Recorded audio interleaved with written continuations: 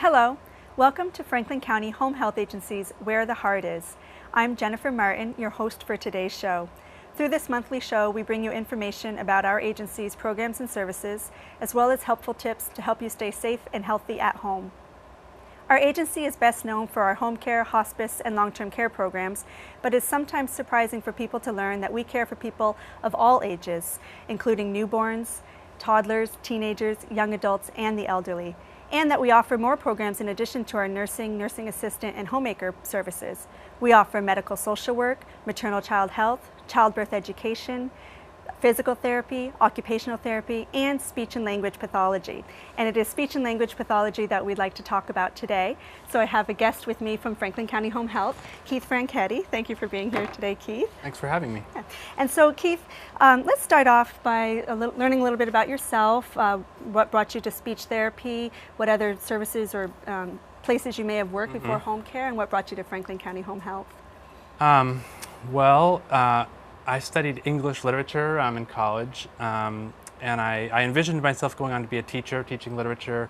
At college level, high school level, I wasn't sure, but it turned out I really found that I gravitated toward working with people one-on-one, teaching sort of one-on-one, and I kind of stumbled into, I didn't know about the field of speech-language pathology until after I'd finished most of my college, so I had to go back to college and get a master's degree in speech-language pathology, and that was about 12 years ago, and I've been at Home Health pretty much ever since I started in speech-language pathology. So home care was the setting you started in, pretty much? It was, yeah.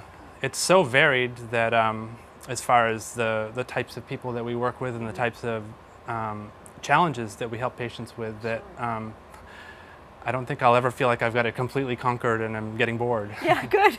That keeps you on your toes. So you mentioned teaching. You originally want to be a teacher, but that is something, when we talk with other disciplines with home health, that teaching is a major part of the work that you do. So it's a nice meld for you. It is, yep, absolutely. And some of it is, teaching the patients directly, but it's also working with the families of the patients we work with and giving them strategies they can do to help out in the home. Yeah. Sure. Okay, we'll learn some more about that in a minute. Could you talk about the actual term speech and language pathology? Why do they differentiate speech and language? Yeah, that's a good question. And it's often one of the things that I start off explaining when I'm working with patients is, because oftentimes they think, what's the difference between speech and language? Speech, I usually describe as kind of the athletic part of communication. It's the moving of your muscles in your mouth. It's the coordination between your breathing and when you move your tongue and when you close your lips, and everything has to be timed perfectly. But it's really all about forming the words and forming the sounds that make up speech and communicate. Whereas language is kind of the cognitive or the knowledge aspect of communication. So it's huge. Language includes your knowledge of words, so your vocabulary. It includes your knowledge of how words go together, so grammar. Knowing how you can change words to change the meaning, so putting an S on the end to make a word plural. Language includes things like how to use gesture to communicate, and how to communicate with body language, and how to use your eyes to communicate. So language is huge, and it's sort of the cognitive part, whereas speech is specifically the sounds. The physical aspect. The physical formation. And hearing as well, and how that works together. Can you talk about? Sure. Yeah, in fact, that's when I'm working with children who have a speech delay, that's one of the first things we often want to make sure is that they've had a recent hearing screening or hearing evaluation, to make sure that they're hearing, not just that they're hearing, because most of the time parents are aware if their child may be deaf or close to deaf. I mean, you would see that, but oftentimes if kids have had middle ear infections, they may have fluid in their middle ear, and that causes their hearing of high frequency sounds to fluctuate depending on how much fluid is in their ear. And if they're not hearing the high sounds, the high frequency sounds, then the difference between sounds like S and F, like this S and the F and the SH, all those sounds, they don't hear the difference. And so it's very hard for them to learn to produce those different sounds if they can't hear them. So we do want to make sure that that kids' hearing is Okay. is working well, and rule that out as a possible cause. It's fascinating. Tell us about, you had mentioned young children. So yourself, do you serve young and older people, or tell us about your population that you serve, and then who we serve as a population at Home Health? Sure.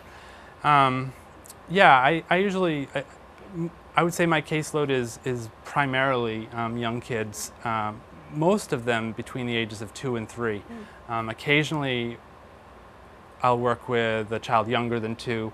Sometimes that may be if they have feeding issues, if a child's born prematurely, or a number of other possible diagnoses.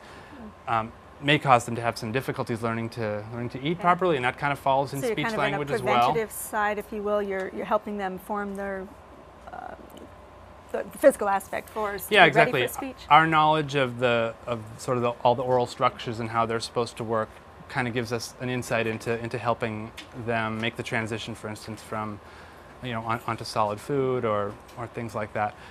But generally, when I'm working with speech and communication, I don't start until about the age of 2. And often that's because parents aren't aware that they're and they wouldn't be aware that there's a delay yet, because exactly, it's just starting. So I work with those youngsters, and typically when children turn 3, if they still need speech services, they'll transition to what's called the early education program. So it's kind of the bridge. It's the 3 to 6 year old program, but it falls under public education. So it's the public school has a EEE program that will provide speech services to those kids who still need it. So usually I don't see kids after the age of 3, but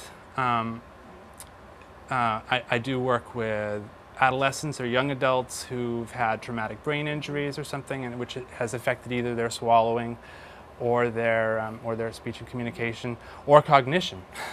I actually, as speech language therapists, we also work with patients who may not have any trouble forming words, but have developed challenges in organization, in memory, short-term memory, which is often comes from a traumatic brain injury. Giving them strategies, if they do have short-term memory losses, we might work with those patients on coming up with strategies for helping them keep track of appointments. And sometimes it's as simple as using a calendar and stuff, but a lot of patients really need help transitioning onto a strategy like that. So that's kind of the adolescents or young adults. And then I also work with patients who've suffered from stroke or neurodegenerative diseases such as ALS or Parkinson's. So those would be some of the older patients, but that tends to be a smaller group of people that we work with. For your caseload, okay. Yeah. So you did mention young children, so you and we are home care. You are seeing them primarily in their home, or is there other settings that you might visit people? Primarily in the home, although sometimes a slight outgrowth of the home is the child care center where the child may go. So either the home or a child care center typically. Yep. Okay, good. Yep. And you're talking about, you just did cover some of the most common problems with every age. You just covered that. We went through that. And school-age children, you did mention school-age children, and you talked about some of the differences. How does a session maybe change for? They're covered through the EEE program, but you might also see them at home. Is that what you're saying with that age? Or? Yeah. Or there are children actually in the county who are homeschooled, of course. Sure, okay. So that ends up being one way that I end up seeing some. Again, it's a much smaller number, but I do see some children who are 10, 11, 12, 14, and they in many cases those kids are homeschooled. And as far as how the session differs, often those kids are much more mature, and so we're able to have more of a, we don't do as many puzzles, and you make it age we do appropriate. Activities that are age appropriate, exactly. Yeah. Talk with us about how we refer patients to you. How would a family or first steps, if somebody thinks there may be something going on, how do they get services? Oftentimes the referrals come from the pediatrician. So when the child is in for his or her, sometimes it's their 2-year-old checkup, Although it's tricky because often at 2, it's a little on the young side, and so the guideline we tend to use is that if kids have, we expect most kids have around 50 words that they're saying by the age of 2. That doesn't mean that they all sound perfect. There's probably a lot of speech errors in those words, but they have that many words that they use, and they're starting to combine a couple words together. So if a child is way below that, they're only using a couple of words at age 2, the pediatrician may say, you may want to get a speech language evaluation and see if that would be useful. So that's one way. Or if the child's 2.5 and they go to the pediatrician for another problem and the pediatrician notices there's a delay. Sure. However, another way that parents can pursue it is parents can, first of all, can set up an appointment with the pediatrician in particular to share a concern around that. But another way that parents can sort of start the process themselves is by making a call to Children's Integrated Services, which used to be known as the Family Infant and Toddler Program. And locally they can find that information by calling. Yeah, I actually have. Can you I share have the number. number? Yeah, sure. It's 393-6614, and I believe that'll get you to Chrissy Longway, is the one who handles intake, and what their whole job is to come out and do sort of a global screening. But if the parent's concerned about speech, then that's what they'll focus on, and they can make the referral to us, and they'll also tie in the pediatrician. So they'll make sure the pediatrician's aware of what's going on, and they'll call us. But so Children's Integrated Services is a great place to start. And also if there's any other concerns, if they don't have concerns about speech and language, but they feel like their child should be walking or should be walking better by then, that's also the person to call. Children's Integrated Services. Children's Integrated Service. Or the pediatrician. Okay, yep. And then they'll start the referral, and then once you start services, talk about how often you might visit somebody, what a parent can expect from services. Sure. I guess my most common frequency of visiting a child is once a week. Certainly there are kids that seem to need less of a push than that, or maybe there's just a slight concern and we decide it's just worth kind of checking in with monthly visits. But if we've decided that a child could really benefit from speech language services, typically once a week is a pretty good number. It allows me to kind of develop a nice relationship with the family and with the child, so that I'm not a stranger coming in, and they kind of remember who I am. Yeah. That must take just a few visits to kind of get more comfortable with such a young child. Yeah. Most kids, it happens pretty quick. They warm up pretty fast. Yeah. Well, you're pretty easy to warm up to. All of our team. Good. Yeah. And what's the role of the parent? What kind of role can they play then? Because you do teaching, so what kind of things does the parent's role? It varies a lot, and it depends. It depends a lot on the parent's comfort level. But I guess the ideal is when parents can be, either directly part of the session, sitting right in with us, maybe playing the games we're playing, or at least close enough to hear exactly what's going on and to kind of notice what kinds of things I'm doing, so that at the end I usually try and take a couple minutes to sort of process the session and what we worked on and what seemed to be working really well, and what they can do during the week. It might be reading a book and calling their attention, or having the child finish sentences. A book that we sometimes read has a lot of sounds that maybe you're working on. Yep. Yeah, and again, it depends. It's hard to generalize because it will depend on whether we're working on the speech, so the sounds that the child's trying to make and intelligibility, or in other cases we're working on language and getting that child just to know more words and to know how to put words together into sentences. So it depends. But oftentimes books are a great way to do it. Yeah. So I was going to say, like Brown Bear is a great book to do because it's so predictable, and so the child can often fill in the last word of each. Finish it once they get used to the rhythm. And exactly. Exactly. Well, it sounds like fun, and actually we have a special guest with us today, so an assistant. So we're going to take just a minute and help her get on stage, and then we'll learn a little bit. We'll get to see some of what you do with young children with speech. So give us just a minute.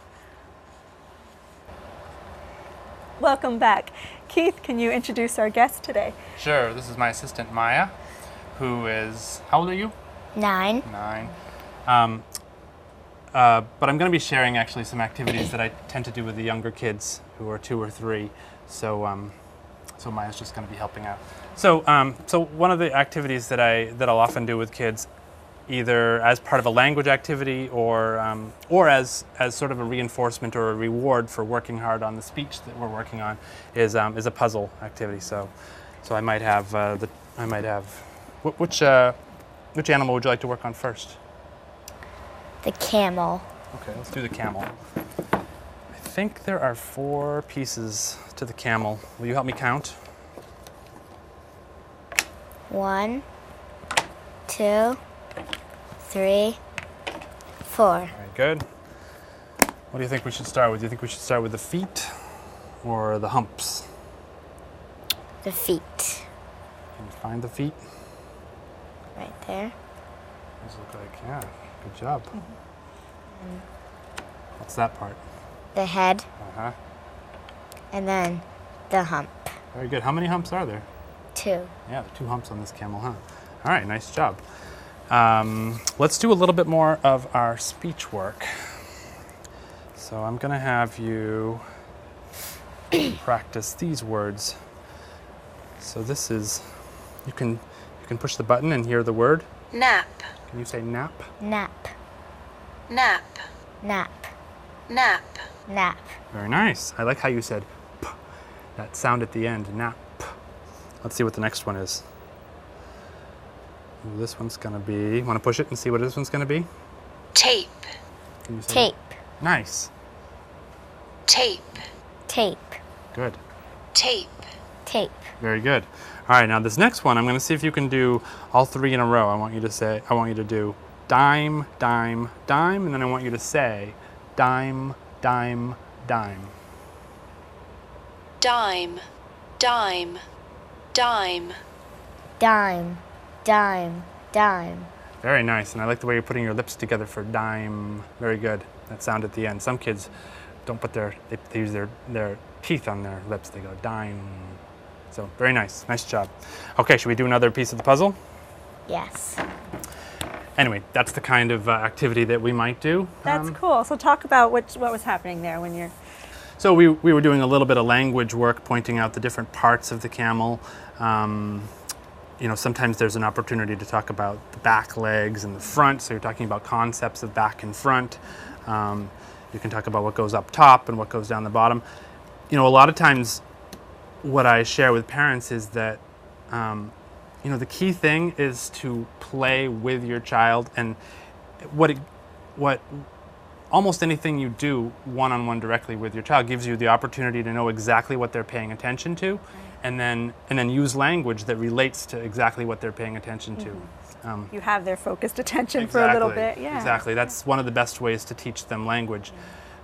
If you're talking to them a lot, but they're paying attention to something else, then they're not connecting the language with the thing, or the thing that you're talking about. Sure. So, the occupational therapists we work with like to say that a child's work is play. That's right.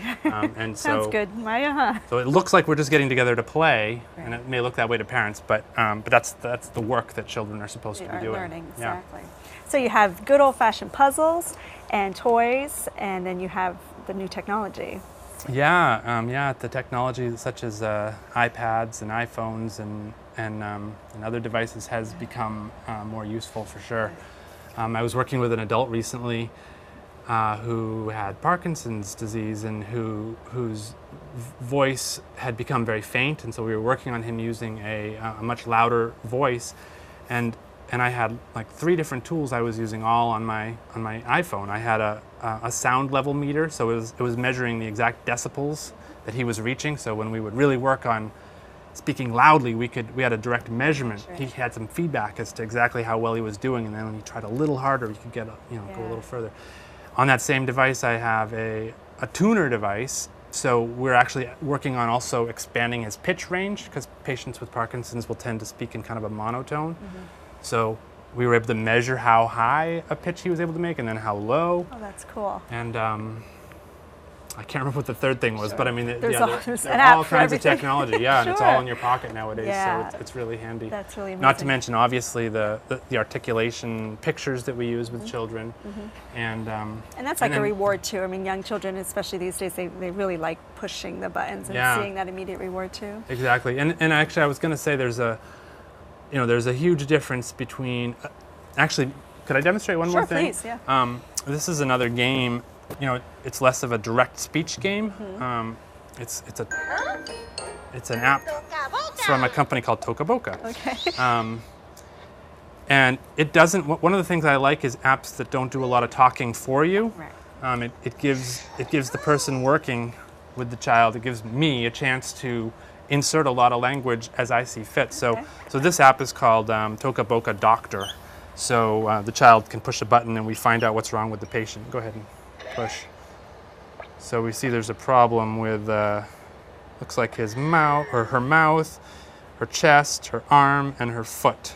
So I might ask the child, which do you want to work on first? Now, obviously, I could let the child just pick the one, but in order to make it an interactive activity that involves speech and language, I want her to communicate to me which one she wants to pick. Mouth. The mouth? Okay, do you want to touch the mouth? Let's see what's wrong with his mouth. Oh, look, it looks like his teeth are really dirty. So I think we have to, what do you think we should do to clean his teeth? Brush them. Yeah, want to brush them? Try brushing with your finger, see if that works. Isn't Oh, that very fun? nice. Bubbles, I see bubbles, they're getting nice and clean. So you're really doing a lot of, like you said, don't just give them the answers. You're communicating. This is all about Yeah, communication. yeah. so. There's a big difference between handing your kid an iPad and sending them off to the corner. They're unlikely to learn a lot of language from that. Cool. But if you work with them and even that one app, there's lots of other things. Yeah. You can lift Band-Aids up and put them on, and it's so easy to give the child a chance to say that before they do it. Yeah. And then And so that's there great are all stuff. kinds of tools. Yeah, It's a good time to be a speech language It pathologist. is. It's a fun time. Of course, and you've been here, like you said, 12 years. So you've seen a wide range of growing technology, Yep. and so I what have. fun, like Yeah. you said. So any kids out there exploring healthcare, it's a good field to be in. It is. It absolutely is. Yes. Good. And you mentioned briefly here talking about occupational therapists who might help as well. So talk about who you collaborate with at the office. Yeah, our pediatric therapy department includes speech language pathologists, occupational therapists, and physical therapists. Often, if there's more than one therapy involved with the given patient, we'll do a co-visit together. Occasionally, once a month maybe, just so that the occupational therapist knows what my goals are and what we're working on and what kind of games. I may have games that I play with a child that are really that the occupational therapist could give me clues about how to do slightly differently so that they address OT goals as well, and vice versa. Yeah. But It we just also makes sense that you would be able to see that each other and work to the best goals for the child. exactly So it's nice you do that. exactly. Good. And then you mentioned the Children's Integrated Services. What other community programs might you collaborate with? That's the main one. Yeah, good. Can you repeat that number again if you know Sure. It's 393-6614. Okay. I should have it memorized. Sure. But yeah, that's Children's Integrated Services, and I should say we tend to do co-visits with them as well. The individual that might come out to do the screening is called the developmental educator, and they'll stay involved as much as necessary.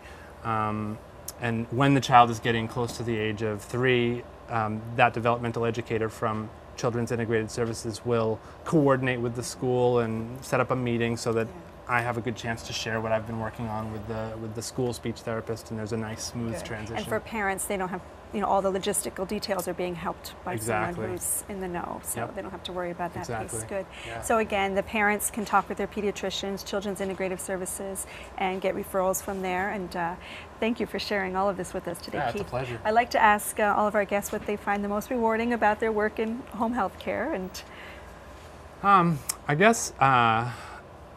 guess it's just getting to meet all kinds of different people. I think that my most exciting days seem to be the days when I go out and meet a new family and and I feel like I really think I'm going to be able to share some things that are helpful here, and it's exciting to be in a new home and and see some new faces and form new relationships. Yes. Yeah. Good. Thank you for sharing. Because you see all of Franklin County as well too, Yes. or your team does. Yep. And your team of about how many people are in the speech pathology? I think there's 4 speech therapists, and then we work with a speech language therapist assistant as well. Yeah. And Good. So it's excellent. Yes. So a good team at Franklin It County is. Home It's a Health, great and we team. appreciate all the work that you do there, and for all the families that you mentioned that you get to meet in Franklin County. So thank you, and thank you both for coming today and being on the show. And we hope that folks watching have any questions about speech language pathology, that they will talk with their child's pediatrician, or call the Children's Integrative Services, or call Franklin County Home Health Agency. And we are at 527-7531, and you can find us information online at www.fchha.org. Thank you for watching today, and be well.